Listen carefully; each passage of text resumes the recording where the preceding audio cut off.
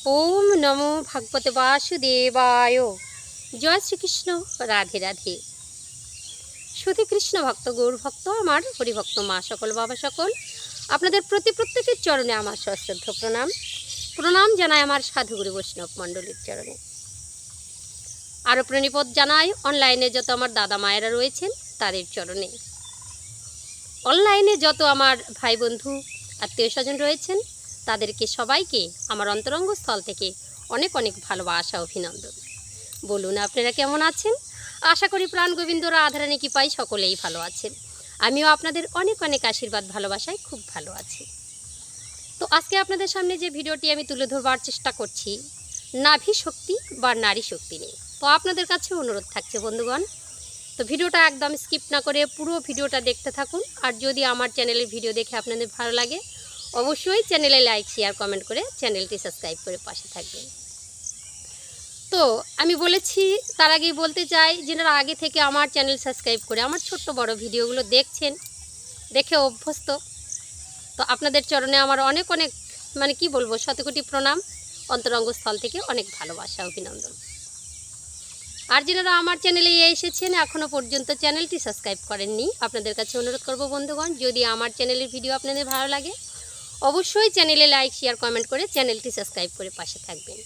तो आमार चैनेले किछु शिक्षामूलक भिडियो देওয়া হয় और किछु आध्यात्मिक विषय एरकम अनेक भिडियो पाबेन। कृष्णलीला तारपर हच्छे तोमार देहतत्व नाना रकमेर शिक्षामूलक भिडियोगुलो किन्तु आमार चैनेले देওয়া হয়ে থাকে, आपनारा सार्च करे देखे निते पारेन।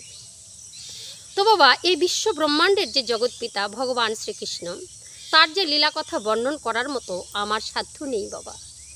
तो आमी जदि এই যে কথা বলাই ভিডিওর মাধ্যমে যদি ভুল ত্রুটি ভাব ভাষায় করে যায় আপনাদের কাছে আমি অনুরোধ করব আপনারা দয়া করে ক্ষমা দৃষ্টিতে তাকিয়ে কমেন্ট বক্সে লিখে জানাবেন, আমাকেও একটু শিখিয়ে যাবেন। আপনারাও কিছু শিখুন, আমাকেও কিছু শিখিয়ে যান। আমি অধম বাবা, এই বিশ্ব ব্রহ্মাণ্ডের মধ্যে নরকীট। ভগবান বললেন आमा होते आमार भक्त बड़ो, भक्त होते भक्तेर मुखेर नाम बड़ो, तार थेके जदि किछु बड़ो हय ताहले भक्तेर चरण धुली। तो बाबा आमी एखाने बसे आछि, आपनारा आछेन ओ पारे, तो आपनादेर चरण तो आमी पाচ্ছি ना, तबे दूर थेके आमी कामना करी आपनादेर चरणेर धुली आपनारा बातासेर माध्यमे आमार मस्तके पाठिये दिन। घरे बसे थेके संग हय बाबा, एइभाবে संग हय, किन्तु भक्तेर चरण धुली पाওয়া যায় না। तो आमी जदि आबारो पृथिवीते आसि आपनादेरके निये एसे जेन भक्त संग करी और आपनादेर चरण धुली आमी जेन मस्तके सारा अंगे जेन लेपन करते पारी। तो बाबा आमार ज्ञान अति क्षुद्र, केमन এই যে विश्व ब्रह्मांडेर उपरे जे आकाश आछे अनंत कोटी जे शून्यर उपर शून्य ताके जदि खाता धरा हय, এই विश्व ब्रह्मांडेर प्रकृतिर माझे जत रकमेर बृक्ष गुमलो जत किछु आछे तादेरके जदि कलम बा लिखुनी धरा जाए, এই विश्व ब्रह्मांडेर मध्येই রয়েছে कत रकमेर पुकुर पुष्करणी नदी लाला समुद्र, तादेरके जदि काली रूपे बर्णना करा हय, এই বৃক্ষরূপী কলম দিয়ে তাদেরকে কালি রূপে যদি আকাশের মতো খাতাতে লিখে শেষ না করা যায়, তার অনন্ত যদি খুঁজে না পাওয়া যায়, তদ্রূপ এই বিশ্ব ব্রহ্মাণ্ডের মধ্যে আমার ভগবান অনাদির আদি লীলা কথা আমার पाप मुखे बर्णन करार मतो आमार साध्य नेই बाबा। आमी अधम, आमी नराधम, आमी नरकीट, आपनादेर काछे क्षमा प्रार्थी। आपनारा बोलेछेन दिदी भाई एतदिन आपनि कृष्ण कथा बोलेछेन, कृष्ण नामेर तिलक केटेछेन, गलाय कण्ठी धारण करेछेन, तबे आपनि एतदिन धर्मेर कथा बोलेछेन, एखन केन এই যে যৌনতা বিষয়ে বলছেন? দেখুন আমার চ্যানেলটা শিক্ষামূলক, এখানে যে করে হোক আপনারা পজিটিভ দিকগুলো টেনে নেবেন। कले बोले भगवान बोलें कले बोले छले कौशले कोनो किछु दिए जदि कारो मंगल करा हय, काउके जदि उन्नतिर पथे निये जेते हय, काउके जदि सत्यताटाके जानाते पारी, तार मतो आर धर्म नेই बाबा। समाजे जौनतार विषये हस्तमंथनेर मैथुनेर जन्य कत छेलेपेलेरा नष्ट हये जाच्छे मोबाइल देखे, सेगुलोर विषये डिपेंड करे छोटो छोटो टपिकेर उपरो भिडियो करेछि, आपनारा क्षमार दृष्टिते ताकाबेन। तो आजकेर विषय बस्तुई होच्छे नाभिनाड बा नारी शक्ति। তো বাবা, আপনারা সবাই শ্রবণ করেছেন নারী শক্তি। যদি আপনাদেরকে বলা হয় বলুন তো নারী শক্তিটা কি? আপনারা বলবেন দুর্গা, লক্ষ্মী, কালী, সরস্বতী। কেন বলেছেন? যে না, দেবতা আর অসুরের মধ্যে যুদ্ধ হয়েছিল, নারী রূপে মাতা দুর্গা আবির্ভূত হয়ে অসুরকে পরাজয় করেছেন, তাই মাতৃশক্তিকে আমরা সম্মান করি। বা খুব সুন্দর, আমিও জেনেছি তাই। কিন্তু সাধকের ভাষায় নারী শক্তি তা নয়। নারী শক্তি কি? প্রত্যেকটা দেহের মধ্যে, মানব দেহের ছেলে পুরুষ যে কোনো জীবের মধ্যে নাভি আছে বাবা। সেই নাভিকে নাভি নার বা নাভি নারী বলা হচ্ছে। তো সমস্ত নারী দিয়ে আমাদের শরীরটা বাবা কি বেষ্টিত আছে। আমাদের শরীরের মধ্যে ৭২,০০০ নারী, তাদের মধ্যে যেরকম কার্যকারী সেগুলো হচ্ছে ২৪,০০০। আর তারও মধ্যে নারী প্রধান আছে ৩: ইরা, পিঙ্গলা, সুষুম্না, প্রবীণ। তো এত নারী দিয়ে আমাদের শরীরে কাজ সরবরাহ চলছে। কাউকে দেখা যায় না, কোনো নারীকেই দেখতে পাবেন না। একটা নারীকে দেখা যায় বাইরে থেকে, সেটি হচ্ছে নাভিনার। এই নাভিনারের শক্তি অপরিসীম। আপনার শরীরের মধ্যে যত শক্তি, যেমন ধরুন আকাশে সূর্য সমস্ত শক্তির উৎস, তদ্রূপ দেহের মধ্যে নাভি হচ্ছে আমাদের সূর্য সমস্ত শরীরের শক্তির উৎস। যারা নারীর ব্যবহার করতে পারবে, নাভির ব্যবহার করতে পারবে, তো তারাই কিন্তু উত্তীর্ণ হবে, তারাই কিন্তু জানতে পারবে। তো বাবা, অসুররা নারী ধরে যদি টানাটানি করে, তাহলে নারী শক্তিতে অসুরদের মৃত্যু ঘটে, বিনাশ ঘটে। সাধকরা যদি নারী ধরে টানাটানি করে, সাধকরা পৌঁছে যেতে পারে মহাশূন্যে, বিশ্বের ভবিষ্যৎবাণী করতে পারে, তৃতীয় নয়ন খুলে যেতে পারে, ভগবানের সঙ্গে কথাও বলতে পারে। কিন্তু অসুররা তা পারে না। আপনারা দেখেছেন দেবাসুরের যুদ্ধের সময় অসুররা যে নারী ধরে টানাটানি দুর্গা মাকে ছলনা করেছিলেন, তো মা কী করলেন? মাতৃরূপে কালী রূপে বলি দিয়ে গেলেন, নাশ করে দিলেন। তো এই সমাজের মধ্যে অসুর কোথায়? এরকম পুরুষদের মাঝেই আছে, যারা নারীকে সম্মান করতে জানে না, বা শরীরের মধ্যে যে নাভিগুলো আছে, নারীগুলো আছে, তাদের ব্যবহার সঠিক জানে না। তারা ক্ষণে ক্ষণে মৃত্যুবরণ করছে। আপনাদেরকে আর বোঝানোর মতো কোনো কিছু নেই। আর যারা সাধক, এই নারী ধরে টানাটানি করতে করতে সাধকরা কিন্তু মহাশূন্যে পৌঁছে গেছেন। তো সমস্ত শক্তির উৎস শরীরের এই নাভি পদ্ম। তো নারী যে ইরা, পিঙ্গলা, সুষুম্না, এই যে নাভিদেরকে টেনে কিসের ধরনে টানাটানি করছে? কি দিয়ে? শ্বাসবায়ুর দ্বারা টানতে টানতে সাধকরা কি করে? নারীকে জয় করেছে। কেমন? যে নিজের শক্তি নিজের শরীরের মধ্যে রেখে নারীদেরকে জয়ী করে নিয়েছেন। নারীরা হেরে গেছেন তাদের কাছে, কিন্তু তারা হয়েছে মহাবিজয়ী। তো আপনারাও পারবেন। তো আমরা যদি মাতৃশক্তির কথা বলি, তো মাতৃশক্তি আর নারী শক্তি আর নাভি শক্তি কিন্তু ডিফারেন্স আছে। তো নারী শক্তিটা প্রত্যেকটা ব্যক্তির ভিতরে আছে। আপনারা ভাববেন না যে শুধু মহিলার মধ্যেই নারী শক্তি আছে। নারী শক্তি পুরুষের মধ্যেও আছে, কারণ পুরুষেরও একটা নাভি আছে, যাকে নারী বা নাভিনার বলা হয়। আর মাতৃশক্তিটা পুরুষের মধ্যে থাকে না। কেন? পুরুষরা সন্তান ধারণ করতে পারে না। আমরা যখন ছোট ছিলাম, এতটুকু মাতৃ জঠরে ছিলাম, তো মায়ের এই যে ৩২ বন্ধনের ভিতরে আমরা ছিলাম। তো কিছু কিছু ব্যক্তিরা বলে যে ৩২ বন্ধন খুলে তারপরে সন্তানকে প্রসব করে মা, অত কি সহজ? সত্যি ৩২টা নারীর বন্ধনে আমরা আবদ্ধ হয়েছিলাম। তো সেখানে ওই নারীতেই আমরা ঝুলেছিলাম। কেমন? বৃক্ষের মধ্যে যেমন ফল ঝুলে আছে বাবা, তো তদ্রূপ আমরা মাতৃ বৃক্ষের মাঝে এই যে জঠরে, মাতৃ জঠরে ফল আকারে ঝুলেছিলাম। তখন আমাদের মুখটা বন্ধ ছিল, চোখ দুটো বন্ধ ছিল। যদি মুখটা খুলে নিতাম তাহলে পায়খানা পেশাব খেয়ে নিতাম। চোখ দুটো তখন ফোটেনি, চোখ ফুটলে পেশাব পায়খানা ঢুকে যেত, আমরা চোখে অন্ধ হয়ে যেতাম। তাহলে সেখান থেকে খাবার কি করে গ্রহণ করলাম? শ্বাসবায়ু কেমন করে নিলাম? তাহলে মায়ের কতটা শক্তি, মাতৃশক্তি, মায়ের যে সারা শরীরের শক্তিটা রয়েছে, সেটাই সন্তান মাতৃ জঠরে গ্রহণ করে করে একটু একটু একটু করে বড় হয়েছি বাবা। ১০০, ১৫০, ২০০, ২৫০, ১ কেজি, ১.৫ কেজি, ২ কেজি, ২.৫ কেজি সন্তান, বা ৩ কেজি, ৪ কেজিও সন্তান হয়ে ভূমিষ্ঠ হয়েছে। মায়ের কত শক্তি! তাহলে পৃথিবীর যত মা আছে তাদের চরণে আমার নত মস্তকে প্রণিপাত। কেন? আজকে মায়ের জন্য এই বিশ্ব ব্রহ্মাণ্ডটা আমরা দেখতে পেয়েছি। তবে পিতার ভূমিকাও কিন্তু কম নয়। সূক্ষ্মরূপে পিতার মস্তকে ছিলাম, কামাবেশে মাতৃ জঠরে এসেছি। যাই হোক, কিন্তু পিতাকে অত কষ্ট করতে হয় না বাবা, মাকে ধারণ করতে হয়। পিতা তো দেবার পাত্র, আর মা ধরে রাখার পাত্র। মাকে ধরে রাখতে হয়। বন্ধনটা যদি ঠিক না থাকে তাহলে জল গড়িয়ে বের হয়ে যায় বাবা। তাহলে মাকে কত কষ্ট করতে হয়েছে। তো একটি সন্তান যখন দোলনার মধ্যে থাকে, মা একটু সরে চলে গেলে হাউ হাউ করে কেঁদে ওঠে। সবাই বলে দেখো কতটা নারীর টান, মা চলে গেল এর নারীর টান পড়েছে। কথাটা আমরা শুনিনি? শুনেছি তো। এটাকেই বলে নারীর টান।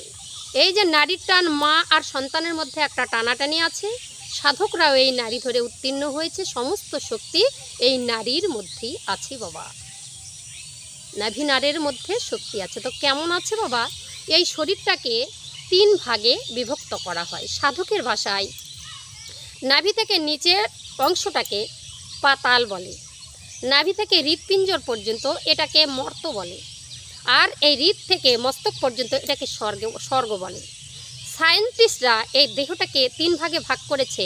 নাভি থেকে নিচের অংশটাকে বাদ বলে, নাভি থেকে হৃদয় পর্যন্ত এটাকে পিদ বলে, আর হৃদয় থেকে মস্তক পর্যন্ত এটাকে কফ বলে। তো আপনারা শুনেছেন বাতের ব্যথা, যে বাত অংশ, পায়ের ব্যথা হয়, পা ফুলে যায়, মানুষ হাঁটতে পারে না। এই যে বাতের ব্যথা, এটা বাত জায়গাতেই এর নাম ধরে এসেছে। তারপর হচ্ছে পিত্ত বলে, এই যে পিত্ত রোগ, পিত্তথলিতে স্টোন বা তোমার নানা রকমের পেটের যত রোগ আছে, এগুলো এই পিত্ত অংশটাতে হয়ে থাকে। আর বুক থেকে উপরটা পর্যন্ত কফ, এখানে কাফের দোষ হতে পারে, নিউমোনিয়া, হাঁপানি, গলার মধ্যে কণ্ঠেতে কোনো রকমের রোগ, তারপরে মুখে চোখে ব্রণ, চোখে দেখা যায় না, ঠোঁট ফেটে যায়, নানা রকমের নানান সমস্যা, চুল উঠে যাচ্ছে। এগুলো কিন্তু নাভিকে যদি আমরা কন্ট্রোলে নিয়ে আসতে পারি, ব্যবহারটাকে যদি ঠিক করতে পারি নাভি নাটটাকে, তাহলে কিন্তু আমরা এই সমস্ত রোগ থেকে কিন্তু উদ্ধার হয়ে যেতে পারি। তাহলে ভেবেছেন নাভির মধ্যে কতটা শক্তি রয়েছে? আমরা জানি না। তাহলে শুনুন, এই নাভি থেকে নিচে কতগুলো রোগ আছে। নাভি থেকে রোগ আছে নিচের অংশে 80 রকমের রোগ, আর নাভি থেকে এই বুক পর্যন্ত মানে হৃৎ পর্যন্ত পিঠ জায়গাটাতে রোগ আছে 44 রকমের রোগ, আর হৃদয় থেকে মস্তক পর্যন্ত রোগ আছে 24 রকমের। এই নিয়ে 148টা রোগ হয়। এবার সায়েন্টিস্টরা বা মেডিকেল অফিসাররা এদেরকে বিশ্লেষণ করে শাখা প্রশাখা বের করে অনেক রকমের রোগের সৃষ্টি করেছে, যেগুলো আমাদের শরীরের মধ্যে হয়ে থাকে। সমস্ত রোগকে আপনি কন্ট্রোল করতে পারেন জানেন কিসের মাধ্যমে? এই নাভির মধ্যে। নাভিকে পাতলা কাপড়ে ঢেকে রাখুন। এখন বলবেন দিদি এতদিন কৃষ্ণ কথা বলতেন, তারপরে যৌন বিষয়ে কথা বলেছেন, এখন ডাক্তারি মতে। দেখুন, সমাজের মধ্যে অনেক শিক্ষিত ব্যক্তি আছে যারা সায়েন্স পড়ে বাড়িতে বসে আছে, যারা ডাক্তারি পাশ করে ডাক্তারি চাকরি পাচ্ছে না, নার্সিং ট্রেনিং দিয়ে এসে নার্স হতে পারেনি। তারা কোথায় যাবে? আমি একটা স্বাস্থ্যকর্মী, আমি একটা স্বাস্থ্যের কাজ করি, আবার নার্সের ট্রেনিংও দেওয়া আছে। তাহলে যে জানা বিষয়গুলো আপনাদের মাঝে যদি ছেড়ে দেই, আপনাদের যদি উপকার হয়, তাহলে আপনারা কি সুখী হবেন না, খুশি হবেন না? তদ্রূপ বলা ভাই, তা আমার চ্যানেলটাই তো শিক্ষামূলক। তো এই নাভির মধ্যেই এত রোগ কিন্তু সারার একটা জায়গা আছে, ঠিক আছে? তো আমাদের এই যে 148টা রোগ কেমন করে সারবে? তো বাত রোগটা, বাতজনিত পায়ের নিচ থেকে যেগুলো রোগ হয়, বাতজনিত টানাটানি, হাঁটতে পারছি না, এগুলো রোগ কেমন করে? নাভির মধ্যে প্রত্যেক দিন যদি আপনারা তেল দিয়ে ঘুমাতে পারেন, এক একটা রোগের জন্য এক একটা তেল ব্যবহার করতে হয় বাবা। তো কেমন করে? এই যে বাতজনিত রোগের জন্য কি তেল ব্যবহার করতে হবে? তিলের তেল, আর কি বাদামের তেল, ঠিক আছে? তিলের তেল বা বাদামের তেল নাভিতে রাত্রেবেলা দিয়ে এই আঙ্গুলটা দিয়ে বা এই আঙ্গুলটা দিয়ে ঘুরিয়ে দেবেন, ঘুরিয়ে দিয়ে আপনি শুয়ে পড়বেন। প্রত্যেক দিন করুন। যারা বাতের ব্যথায় জরাজীর্ণ হয়ে আছেন, এরকম 6 মাস 12 মাস আপনি ইউজ করুন, আপনার বাতজনিত রোগ থেকে রেহাই পাবেন। আর যাদের হয়নি জীবনেও হবে না, আমি গ্যারেন্টি দিলাম। অনেক তো হলো, একটু শুনে দেখুন দিদির কথা। এবার কি বলবো? পেটের রোগ, যেমন গ্যাস, পিত্ত রোগ, নানা রকমের। তো 1995 সালে একজন সায়েন্টিস্ট গবেষণা করে দেখেছেন মানব শরীরে প্র্যানকিয়াস নামক একটা জায়গা আছে, যাকে অগ্নাশয় বলে। ওখানে প্র্যানকিয়াটাইটিস হয়, জল ধরে যায়, সেখানে ক্যান্সারের সৃষ্টি হয়। তো কিছুদিন আগে, এটা তো 1995 সাল, তার বহু বছর আগে সাধকরা পরিচয় করেছেন আমাদের শরীরের মধ্যে নানা রকমের ফাংশন, নানা রকমের নাড়ি আছে, এক একটা নাড়ির মধ্যে এক একটা রোগও হতে পারে। এই নাড়ি ধরে টানাটানি করলে শ্বাসবায়ুর দ্বারা সব রোগ থেকে আমরা মুক্তি হতে পারি, এই নাভিকে যদি সঠিকভাবে পদ্ধতি মেনে যদি আমরা চলতে পারি। আগে আমরা দেখেছি বাবা কাকারা যখন তেল মাখতো একটু নাভিতে বুলিয়ে দিত, কত রকমের রোগ হতো না তাদের। আর আমরা তো এখন সব কি বলবো, ডাক্তারের উপর ছেড়ে দিয়ে বসে আছি, তাই না? তো পিত্তজনিত রোগ, এই পেটের এই অংশটার রোগ, এগুলো হচ্ছে 44 ধরনের রোগ। এটা কি দিয়ে হবে? সূর্যমুখী তেল, নারিকেল তেল, সরিষার তেল, যে কোনো একটি তেল আপনার ঘরে যেটা থাকবে সেটাই হাতের মধ্যে নেবেন, নাভিতে লাগাবেন। নাভির মধ্যে একটু পেটের রোগ তো একটু পেটটাকে লাগিয়ে নিয়ে ঘুরিয়ে নেবেন, নাভির মধ্যে ঘোরাবেন, আর সুন্দর করে একটু মালিশ করে রাত্রেবেলা শুয়ে পড়বেন। প্রত্যেক দিন করুন, আপনার পেটের মধ্যে আর কোনো রোগ হবে না। গ্যাসজনিত যত কিছু আছে এগুলোর থেকে আপনারা রেহাই পাবেন। একটু শুনে দেখুন, এগুলা যোগা আয়ুষ থেকে এই কথাগুলো কিন্তু আমি বলছি বাবা। তো সত্যি কথা বলতে একটু শ্রবণ করেই দেখতে পারেন। এবার কফজনিত রোগ, এই হৃৎপিঞ্জর থেকে মস্তক পর্যন্ত, এখানে কি কি হয়? কণ্ঠের রোগ, তাই না? শ্বাসকষ্ট, এগুলো প্রাণায়ামের দ্বারা কিন্তু ভালো হতে পারে। তারপরে মুখের মধ্যে ব্রণ, এগুলো সবারই হচ্ছে। এই যে মুখের মধ্যে ছোপ কালো, ওটা উঠাতে পারেন না। চোখের নিচে কালি পড়ে গেছে, ঠোঁট ফেটে গেছে, চোখে ভালো দেখতে পাচ্ছেন না, তাহলে আপনাকে বলবো রাত্রেবেলা শোবার সময় নাভিতে তেল দিন, সরষার তেল বা নারিকেল তেল বা সূর্যমুখী তেল দিয়ে আপনি শুয়ে পড়বেন। রাত্রেবেলা শোবার সময় কি করবেন? টুথপেস্ট ছাড়াই ব্রাশটা করে নেবেন, মুখের মধ্যে যে জীবাণু নোংরাগুলো আছে বের করে দেবেন। তো বের করে দিয়ে সকালবেলা আপনি ঘুম থেকে উঠে যে লালাটা আপনার হবে, তো সেই লালাটা আপনি কালো জায়গাটাতে লাগিয়ে দিন, বাসি মুখের লালা।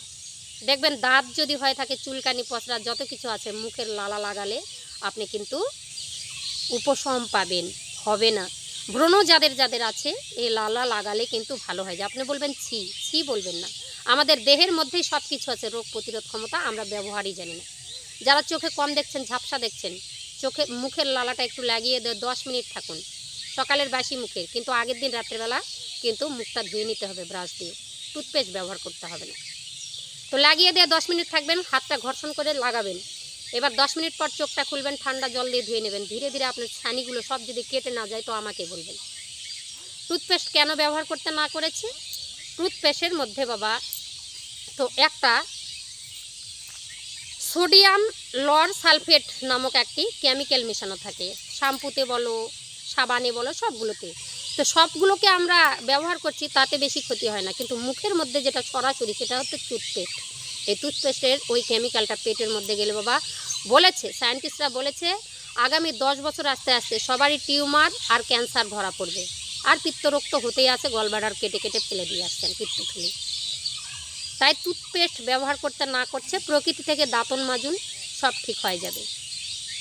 তো তাদের জন্য সরিষার তেল আর সূর্যমুখী তেল, নারিকেল তেল যে কোনো একটা লাগিয়ে রাত্রেবেলা শুলে এরকম চোখের মুখের যত রকমের রোগ আছে সেগুলো ছেড়ে যাবে। শীতের বেলায় ওই ভ্যাসলিন মুখে মালিশ করতে হবে না, চোখের ড্রপ ব্যবহার করতে হবে না। যাদের চোখ নষ্ট হয়নি জীবনেও আর হবে না, এরকম যদি আপনারা করতে পারেন।